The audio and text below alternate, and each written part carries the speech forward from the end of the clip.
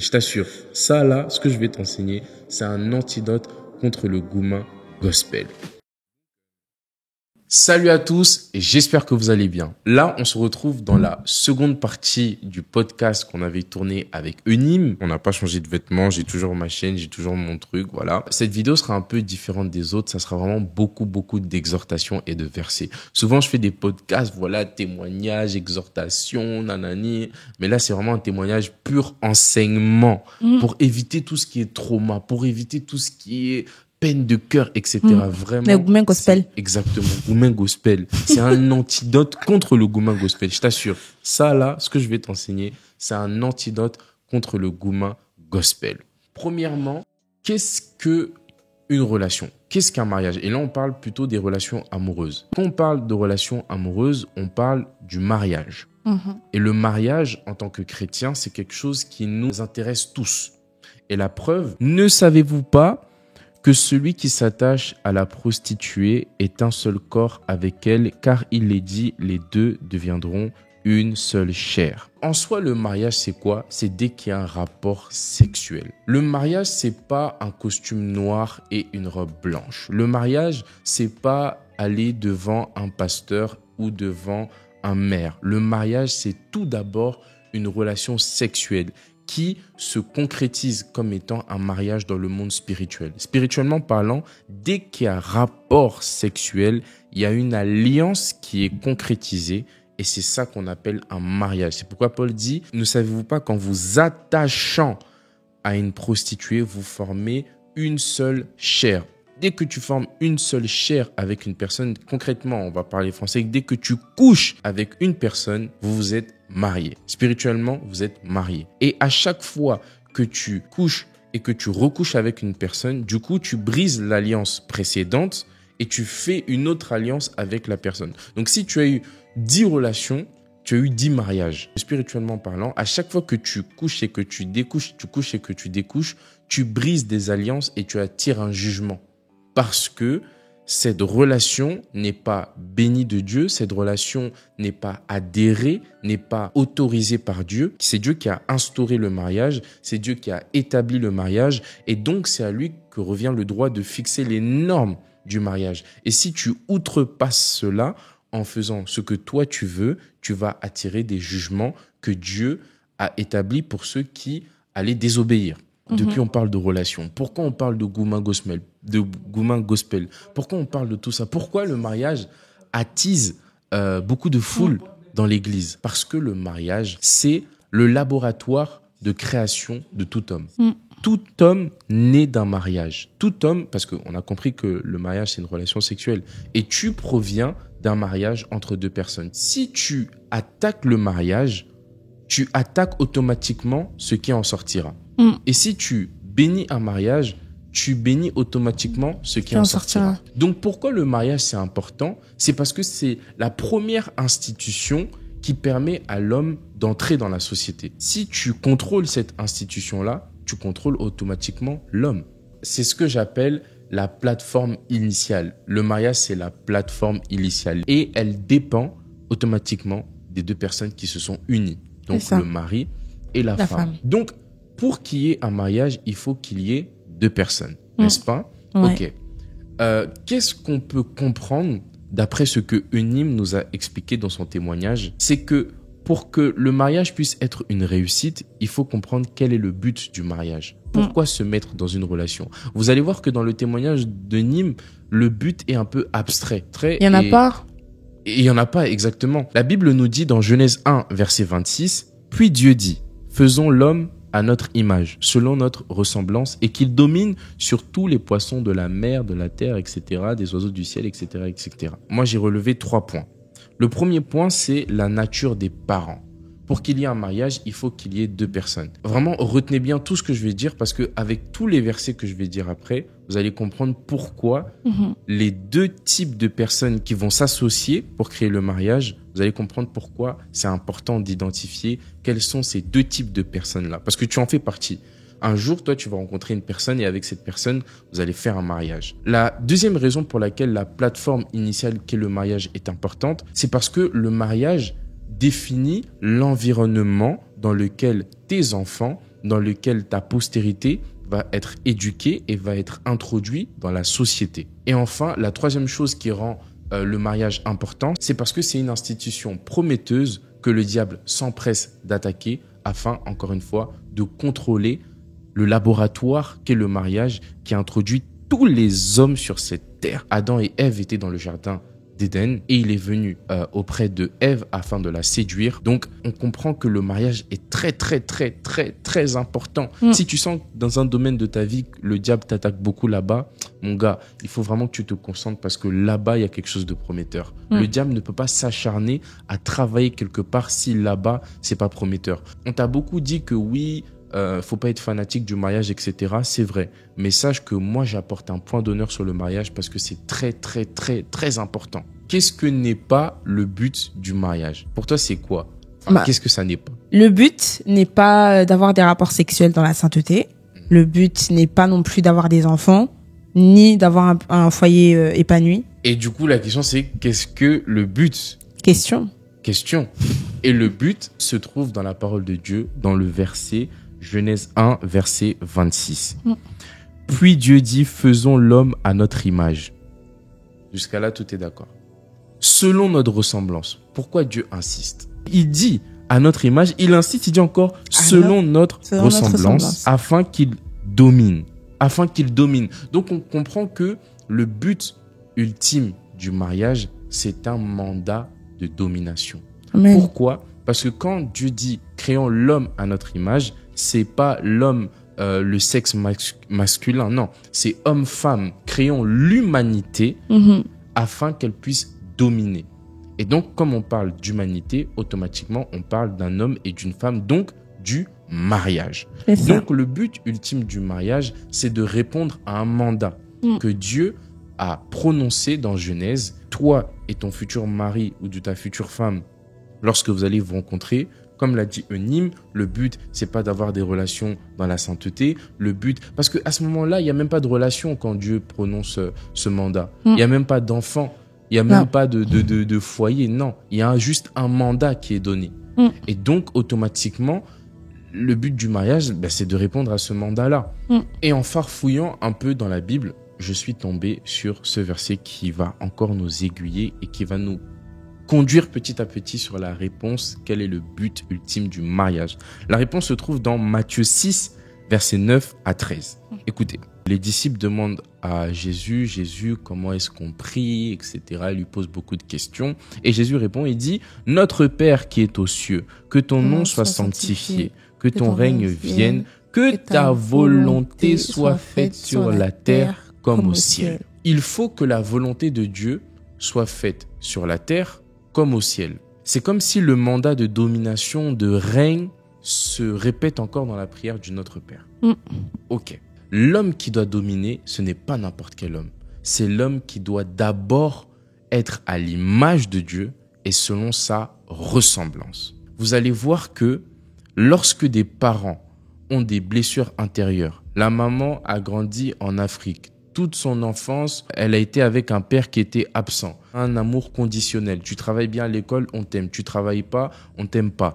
La maman a grandi dans le rejet, dans le viol. Donc, tu as une mère qui grandit dans une enfance qui est défigurée, dans une enfance qui est troublante. Et de l'autre côté, elle rencontre un garçon qui, lui, son père, pareil, était absent. Sa mère se droguait, sa mère travaillait dur, etc. Donc, il voit sa mère se battre, il voit sa mère endurer à payer des factures, etc. Et donc, tu as ces deux personnes un jour qui se rencontrent et qui n'ont pas rencontré Jésus et qui ont un enfant. Quel sera l'avenir de cet enfant? Parce qu'on ne donne que ce qu'on a. Même si ces personnes, ces deux parents ont toute la volonté d'apporter la meilleure éducation à cet enfant-là, ils ne vont pas pouvoir la donner parce qu'ils n'ont pas cette chose à donner, parce qu'on ne donne ce qu'on a. S'il n'y a pas un travail de restauration qui est fait, même avec toute la bonne volonté que je veux, je vais automatiquement donner l'éducation que j'ai reçue. Jusqu'à là, on est d'accord. On est d'accord. Il y a une notion qui doit être respectée, c'est le fait de ressembler à Christ. De Genèse jusqu'à Jésus, Dieu n'a cessé de vouloir trouver des hommes, des femmes qui allaient pouvoir amener sa volonté sur la terre comme au ciel. Il n'a cessé de chercher ces personnes, mais il n'a pas pu trouver. Au point où il a dû raser toute la surface de la terre par le biais du déluge, parce que les hommes avaient atteint un niveau de péché, un niveau d'impudicité, un niveau d'immoralité. Il a dû tout raser, tout recommencer, parce que l'homme était biaisé. L'homme était arrivé à un niveau de défiguration où tout ce qui était procréé était abîmé par le mal, abîmé, rongé par le diable. Dieu a envoyé le déluge afin de garder un prototype qui était Noé, qui était assez fidèle, qui était assez bien, mais qui n'était pas parfait. Et à partir de Noé, a voulu recréer l'humanité. Mais vous allez voir que justement, dans le verset Genèse 9 et 1, lorsque Dieu bénit Noé et ses fils afin de se reproduire, etc., Dieu bénit Noé et ses fils et leur dit « Soyez féconds, multipliez-vous et remplissez la terre. » Mais un truc qu'il n'y a pas lorsque Dieu s'adressait à Adam et Ève, il ne dit pas « et dominez ». Le mandat de domination n'est plus. Il dit juste « multipliez-vous, soyez féconds », mais le mandat de domination n'y est plus. Pourquoi ? Parce que une race abîmée ne peut pas résoudre le mandat de domination correctement. Et donc, on comprend à partir de là que le mariage, c'est d'abord le fait de retrouver une image qui a été perdue afin de perpétuer la race de Christ. Je ne sais pas si vous me suivez. Et en ce qui concerne le mandat de domination, Dieu ne l'accorde jamais à une seule personne. Dans mon ministère, je sers Dieu avec des collaborateurs, avec des ennemis, avec des personnes qui m'aident à servir Dieu. Donc c'est toujours 2 ou 3 personnes ou plus qui reçoivent le mandat et qui l'accomplissent. Dans le domaine du mariage, en l'occurrence, c'est 2 personnes. Parce que Dieu est un Dieu trinitaire. Tel il est, tel nous sommes. Dieu opère dans la Trinité, Père, Fils, Saint-Esprit. Et à eux 3, ils gouvernent l'univers par la puissance du Père, du Fils et du Saint-Esprit. Et Dieu aussi cherche sur la terre une institution de 2 ou 3 personnes qui vont pouvoir déployer la même puissance qu'il exerce dans l'univers, mais sur la terre. Et cette puissance, ce mandat, a été réservé aux mariés, au mariage. Ok. Donc quand tu comprends ça, déjà, ça sort déjà de ton idée de coucher et d'avoir des enfants et d'avoir une maison avec une clôture blanche et un chien qui s'appelle Whisky. Vraiment. Whisky les chiens. C'est ça. Donc là, je pense qu'on est à côté de la plaque de ce que tu avais dans la tête. Je me répands, moi aussi je l'avais. Maintenant, quel type de personnes sont éligibles à répondre à ce mandat ? C'est ça qui nous importe et c'est de ça dont on parle depuis le début. Je ne fais que de me répéter, mais sous différentes formes. Donc, Dieu cherche cette corde à 3 fils que personne ne peut rompre. Et cette corde à 3 fils, c'est pour les mariés. Donc, tu en fais partie. Ta femme en fera partie. Maintenant, qui est cette 3e personne ? C'est le Saint-Esprit. Le Saint-Esprit qui est au milieu et qui permet d'accorder ces 2 personnes dans la prière. C'est ça. Et de déployer une puissance extraordinaire. C'est pourquoi le premier miracle que Jésus a fait, c'est dans un mariage. Amen. Prophétiquement, Jésus savait que le mariage, c'est une institution extraordinaire parce que la Trinité, c'est comme un mariage. La Trinité, c'est une alliance. C'est une relation entre le Père, le Fils et le Saint-Esprit. Donc, le mariage ne voit pas d'abord coucher. Je ne parle pas de coucher. Moi, je suis célibataire, mais je suis marié. Et je n'ai pas couché. C'est juste pour vous faire comprendre que c'est d'abord une alliance, une relation avec le Seigneur. C'est pourquoi Paul n'était pas marié, mais il était marié à Christ. Amen. Il était prisonnier de Christ. Il était l'épouse du Christ. Amen.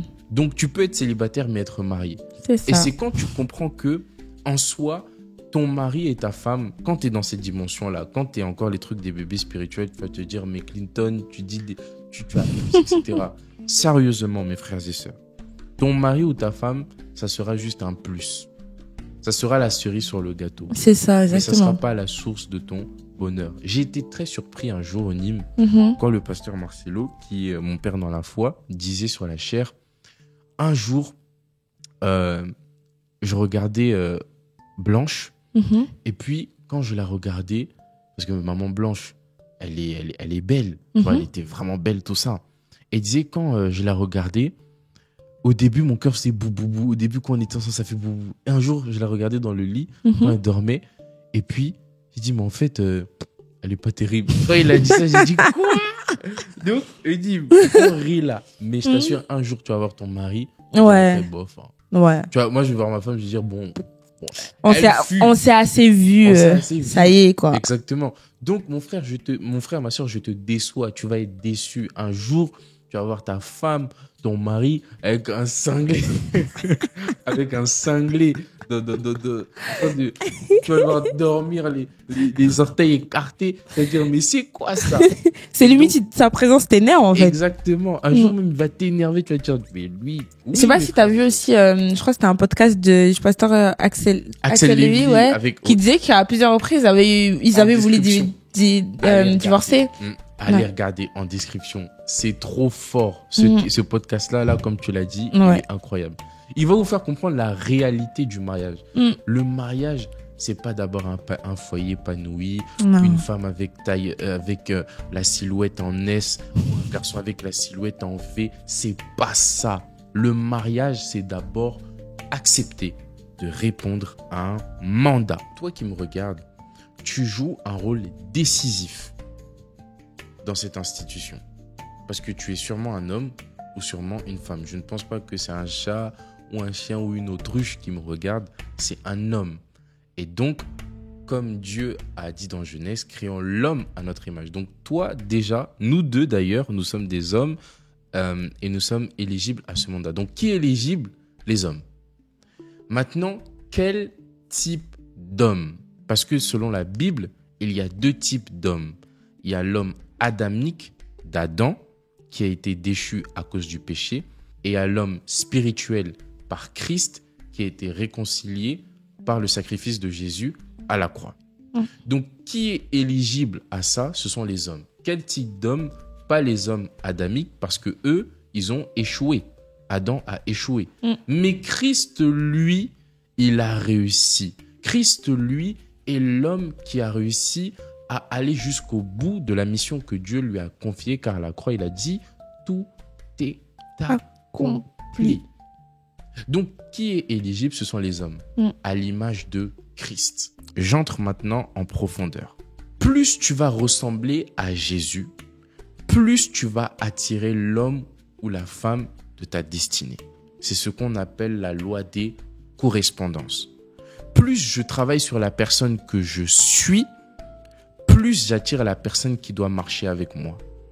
Plus je travaille sur mon intérieur, plus mon intérieur va influencer mon extérieur. À un pauvre, tu lui donnes 1 million, revient 5 ans plus tard, il sera encore pauvre. Parce que dans sa tête, il est pauvre. Il doit tout dépenser. Toute sa vie, il a eu un salaire et dès qu'il a de l'argent, il ne doit pas économiser. Dans sa tête, il doit payer. Un riche enlève lui tout son argent, revient 5 ans plus tard, il redeviendra riche. Pourquoi? Parce qu'il a été habitué à avoir de l'argent, habitué à entreprendre, habitué à se débrouiller. Ton système de pensée va automatiquement induire ce qui va venir vers toi. Et pourquoi cette notion est importante dans le mariage? C'est parce que si ta motivation, c'est, comme je l'ai dit tout à l'heure, de coucher, etc., je t'assure que tu ne vas pas attirer les bonnes choses. Et comme le but ne sera pas respecté, tu vas finir dans Gourmet Gospel. Tu dois d'abord être à l'image de Christ. Maintenant, comment être à l'image de Christ? Par le Saint-Esprit, par le biais des fruits de l'Esprit, comme la Bible nous dit dans 2 Corinthiens 14 ou 2 Corinthiens 13. La Bible nous dit, mais le fruit de l'Esprit, c'est l'amour. Qui est l'amour? C'est Dieu. Et donc, si tu veux être à l'image de Christ, tu dois être une personne remplie d'amour. Tant que cette notion de but, de motivation n'est pas respectée, Dieu ne va même pas s'engager dans votre relation. Ça va pas fonctionner. Il va juste te révéler que... Ouais. Bon, il va envoyer plein de signes pour te dire que non. C'est pas ça. Le but n'y est pas et qu'il faut se recentrer pour justement avoir le but, les deux, pour que la relation puisse fonctionner. Mais ça, il faut vraiment être attentif pour comprendre. C'est important. On voit vraiment que dans l'exemple du témoignage de Nîmes, les motivations n'étaient pas forcément bonne. Il y avait pas de motivation en soi. Bon, oui, il y avait pas de motivation. C'était juste, il y avait pas la révélation de la bonne motivation. Exactement. Il y avait pas la révélation de ce que Dieu voulait exactement. Et tant que ça c'est pas respecté, tu fonces faire un mur. Je vous assure, mes frères et sœurs, s'écraser au sol. Nous devons d'abord répondre au mandat de la domination au travers du mariage. Voici ce que Paul dit dans 2 Corinthiens 4, verset 4. Il dit « Pour les incrédules, dont le Dieu de ce siècle a aveuglé l'intelligence, afin qu'ils ne fissent pas briller la splendeur de l'évangile de la gloire de Christ, qui est l'image de Dieu. » Christ qui est l'image de Dieu. Amen. Donc, pour dominer, répondre au mandat, tu dois être à l'image de Dieu. Qui est l'image de Dieu? Christ. Si tu veux te marier, cherche Jésus. Si tu veux te marier, si tu veux trouver un bon mari, va vers Jésus. Ne va pas vers un tel, ne va pas vers ce garçon avec qui tu parles H24. Non, ce n'est pas d'abord lui l'objectif, ce n'est pas d'abord lui le standard que Dieu a régi pour pouvoir répondre à l'appel. Le standard que Dieu a régi, a établi, a fixé comme norme pour répondre à ce mandat, c'est Christ. Amen. Et donc si même dans ta tête, il n'y avait même pas cette notion, je t'assure, tu étais à côté de la plaque. Je t'assure, tu étais à côté de la plaque et je viens de te sauver de foncer droit dans un mur. Parce que tu peux effectivement être dans un mariage épanoui, mais Dieu est triste parce que le mandat n'a pas été honoré, parce que le mandat n'a pas été respecté, parce que le mandat n'a pas été accompli. Et donc, tu peux vivre une vie souriante avec un Saint-Esprit attristé. Et donc, mes frères et sœurs, Christ qui est l'image de Dieu, plus tu vas ressembler à Christ et plus tu vas te rapprocher avec empressement sur le but ultime du mariage. Amen. Amen, non? Amen, oh. C'est ça. Et on va finir avec ce verset qui est tellement pertinent. C'est le fait de comprendre la notion, qu'est-ce que ça signifie ressembler à Jésus? Ressembler à Jésus, ce n'est pas être né de nouveau. Alors là, tu comprendras que bien sûr, un chrétien qui se met avec un musulman, mais là, c'est-à-dire, on te dit que tu dois former une seule chair. On te dit que pour pouvoir accomplir ce mandat, vous devez être à l'image de Christ. Maintenant, toi, tu vas entrer dans des relations avec des gens qui ne sont même pas chrétiens. Alors que ça ne concerne même pas les chrétiens, cette prédication. Ça concerne les Christ. Amen. Tu peux être né de nouveau, mais tu n'es pas Christ. C'est vrai. Christ, c'est une révélation que je dois manifester Jésus sur la terre. Amen. Moi, j'étais né de nouveau et j'allais en boîte. J'étais né de nouveau et je luttais encore avec le péché. J'étais né de nouveau et je luttais encore avec beaucoup de choses. Mais Christ n'était pas formé en moi. J'étais né de nouveau, donc j'étais encore un bébé, mais je n'étais pas un homme. C'est ça. Et donc, un bébé, est-ce que tu vas lui dire de se marier? Non. Un homme, il peut se marier. Pourquoi? Parce qu'il est formé. Et donc, ce que je suis en train de t'expliquer, c'est que pour être éligible au mariage, tu dois comprendre que je dois ressembler à quelqu'un. Qui est cette personne? Jésus.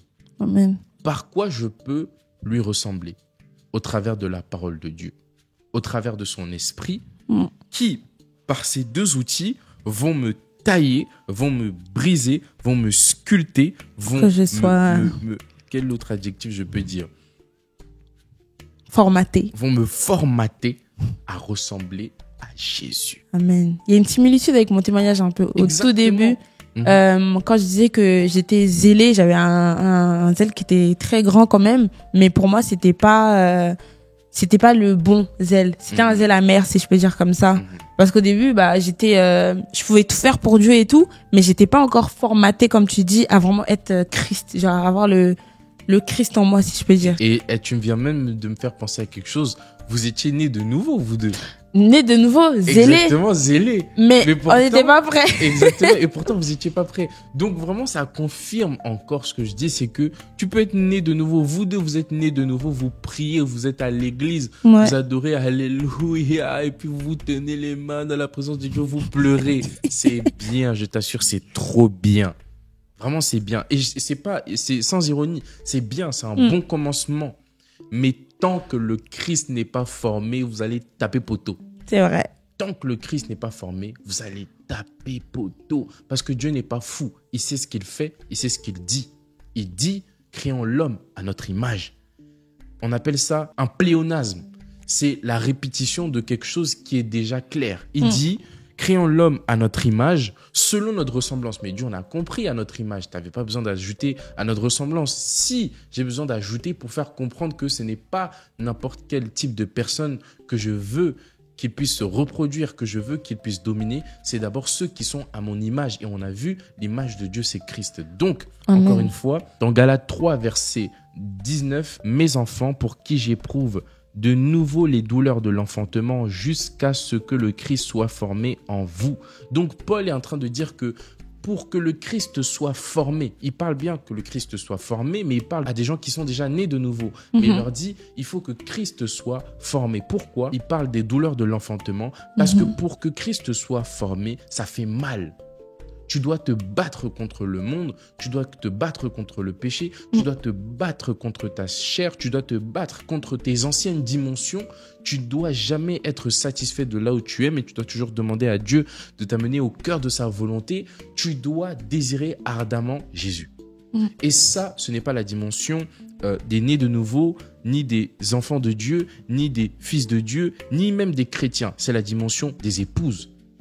Des épouses qui désirent être parfaites, disposées, agréables, similaires à leur époux Jésus. Je t'assure, j'ai élevé le standard de cette prédication juste pour te faire comprendre à quel point tu étais loin de l'objectif et pour te ramener sur le chemin de la volonté parfaite de Dieu. Donc le mariage, c'est une relation à trois, entre toi, ton mari et Jésus au centre, Jésus au milieu. Et vous trois, vous allez former la corde à trois fils. Il y avait NK Divine qui a fait une chanson qui s'appelle Confession. Il parlait un petit peu du même sujet. Ah ouais, il disait quoi? Quel type de paroles? Si je me rappelle des paroles du début, il disait que si on met pas Dieu au centre, ça ne va pas fonctionner. Je crois que c'est la parole qui m'a marqué un petit peu. Ok, on va même finir avec cette parole. Si on met pas Dieu au milieu, ça ne va pas fonctionner. Ça va pas marcher. Mettre Dieu au milieu, c'est quoi? C'est pas de dire allons à l'église. C'est pas de s'appeler méditer. Notre sœur Nîmes nous a témoigné. Elle a fait comme Salomon. Il est venu, il a vécu tout ce qu'il y avait à vivre dans le monde. Il est venu, il nous a dit vanité de vanité, tout est vanité. Nîmes est passé par la majorité des choses. Et même moi, quand j'écoute son témoignage, ça me fait penser à certaines choses que j'ai vécues aussi. S'appeler le soir pour méditer. Prier ensemble. Aller à l'église. Servir parce qu'il faisait le piano, moi je chantais. Ah, quel duo! En fait, tout était parfait pour se dire, ah, c'est sûr que Dieu est à l'intérieur, alors que non, en fait, ça. Au final, Dieu, il n'était pas. Au piano comme ça, je crie à toi. Eunim aussi, je crie à toi. Moi aussi, j'étais dans ce type de choses. Tu vois. Et pourtant, Dieu n'était pas au milieu. Donc vraiment, quand on dit que Christ est au milieu, qu'est-ce que ça signifie? Quand vraiment on dit que Christ est au milieu, qu'est-ce que ça signifie? 3 petits points. Ça signifie tout simplement que vous ne voyez pas Christ à l'extérieur de vous. Vous ne voyez pas Christ justement comme étant au milieu de la relation, parce que ça c'est juste symbolique. Si tu vois, toi, Jésus au milieu et ton mari à côté, ce n'est pas ce que tu dois t'imaginer. La véritable interprétation, c'est ce que j'appelle le triangle trinitaire. C'est-à-dire, c'est toi ici en bas, ton mari ou ta femme ici en bas, et Dieu qui est tout en haut. Mais tu vas voir que le triangle, c'est une seule forme. C'est une seule forme. Quand on dit que Christ doit être au milieu, ça veut dire que Christ est formé en toi et en toi, et Christ est formé en ta femme et il est dans ta femme. Ça veut dire quand tu vois ton mari ou quand tu vois ta femme, tu vois Jésus. En fait, quand on dit que Christ est au milieu de la relation, c'est arriver à un point où tu vois ton mari comme Jésus et tu vois ta femme comme Jésus. Et si tu n'arrives pas à voir ta femme ou ton mari comme Jésus, ça veut dire que Christ n'est pas formé en lui ou en elle. Parce que la Bible dit, ce n'est plus moi qui vis, mais c'est Christ qui vit en moi. C'est ça, avoir Christ pleinement formé. C'est pas lorsque Christ est au milieu, c'est lorsque Christ est en toi. Ça veut dire quand tu parles, on sent que c'est Jésus. Quand tu chantes, on sent que c'est Jésus. Quand tu es dans une relation, on sent que tu manifestes la patience de Jésus. La personne ne t'a pas appelé ou la personne a oublié ton anniversaire, t'es pas là à dire « Oh, tu m'aimes pas, etc. » Non. Tu relativises tout. Tu n'es pas emporté. Tu es patient. Christ, c'est quoi? C'est le fruit de l'esprit. C'est l'amour. Tu es rempli d'amour. Tu vis avec une personne qui est toujours aimable, qui est toujours patiente, qui a toujours la joie, qui a toujours la paix, qui n'est pas une source de chute pour toi. C'est ça, avoir Christ pleinement formé.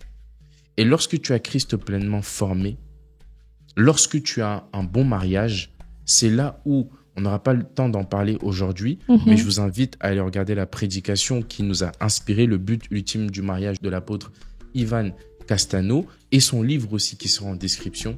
Et à travers ce livre et cette prédication, vous allez voir qu'est-ce qu'il ne faut pas faire comme Eunim nous l'a dit et qu'est-ce qu'il faut faire comme l'apôtre nous l'a enseigné à la lumière de l'évangile. Amen. Donc vraiment, Eunim, merci infiniment d'avoir participé à cette émission. Je t'en prie. Vraiment, ton témoignage a été un outil indispensable afin de comprendre. J'espère que ça va toucher plus d'un et que ça va vraiment leur permettre de trouver réponse à leurs questions. C'est ça. Et le but ultime, c'est de faire des nations des disciples. Quand tu trouveras l'homme ou la femme de ta destinée, le mandat suprême, c'est de servir Dieu ensemble.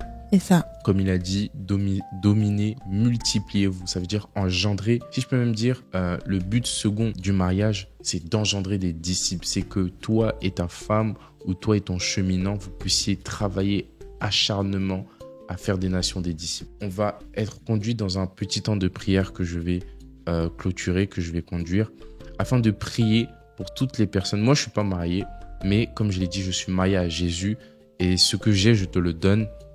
Donc, je vais vraiment prier pour que le Seigneur puisse te faire du bien. Père éternel, nous te remercions pour cette émission et je prie dans le nom de Jésus que tu puisses refocaliser nos motivations, que tu puisses nous télécharger en nous le but ultime du mariage. Père, aujourd'hui, nous avons compris ce que le mariage n'est pas et nous avons aussi compris ce que le mariage est. Alors, accorde-nous la grâce de comprendre, accorde-nous la grâce de vivre selon Christ, de vivre comme Christ, de vivre comme Jésus. Père, je prie dans le nom de Jésus que tu puisses écarter du chemin de mon frère ou de ma sœur toute personne qui vient dérouter mon frère et ma sœur du but ultime du mariage. Je prie que tu puisses accorder la grâce de vivre une restauration de l'âme afin de pouvoir donner des bonnes choses à nos futurs enfants, de donner des bonnes choses. Je prie, Père, pour toutes les personnes qui sont déjà mariées, selon ce que tu viens de me dire prophétiquement, je prie pour les mariés. Je prie pour toutes les personnes qui sont dans une relation. Je prie pour tous les foyers détruits.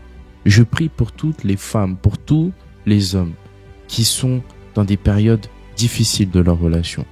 Je prie pour tous les hommes et toutes les femmes qui sont en train de divorcer, que tu puisses venir apporter la paix, que tu puisses venir apporter une dose d'amour. Je prie, Père, pour tous les célibataires, que tu puisses envoyer, conformément à ta parole, leur Christ, leur Jésus, que tu puisses leur envoyer une personne qui sera à l'image de ton Fils. Je prie, Père, pour toutes les personnes qui ont été déçues à cause des goumins, à cause d'une relation qui a été difficile, à cause d'une relation qui a laissé des séquelles. Je prie, Père, pour que tu puisses accorder une restauration, une fraîche onction, une restauration par l'huile de ton esprit. Je te remercie, Père, de toutes ces révélations que tu nous as apportées lors de cette émission. Je te recommande notre sœur Eunim, que tu puisses l'accompagner dans ce ministère, que tu puisses ajouter de ta grâce, de ta méga grâce, de ta ferveur, de ton feu sur sa vie et sur son ministère. Au nom de Jésus, nous te remercions pour toutes les personnes qui sont connectées au son de notre voix. Dans le nom de Jésus-Christ, nous avons ainsi prié et nous disons Amen. Amen. Bon, Amen. Merci. On va faire un concert ici. Donc vraiment, merci à vous d'avoir regardé cette émission. Que Dieu vous bénisse. Amen. On attend ton mariage aussi. Et mariage. Je suis marié à Jésus. D'ailleurs, j'avais acheté une bague d'alliance là. Ah ouais? Ouais. Je suis marié à Jésus, hein, uniment. Amen. Mais non, tu sais, ils sont trois. Il y a Jésus et puis il y a l'autre.